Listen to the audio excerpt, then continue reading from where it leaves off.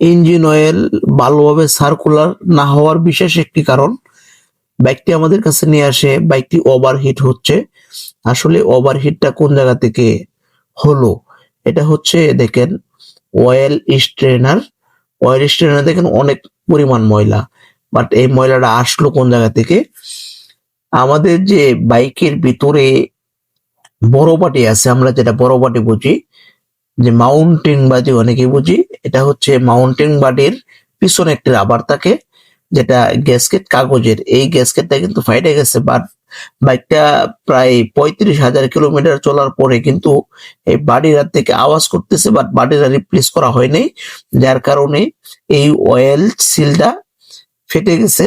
Oil সিলটা ফেটে কিন্তু engine oil যে পজিশন দিয়ে উঠবে, পজিশনটা জ্যাম হয়ে গেছে, যার কারণে প্রপারলি ইঞ্জিন অয়েলটা সঠিকভাবে সার্কুলার হচ্ছে না, ইঞ্জিনটা গরম বেশি হচ্ছে। সো আপনাদের বাইক যদি গরম বেশি হয়, অবশ্যই চেক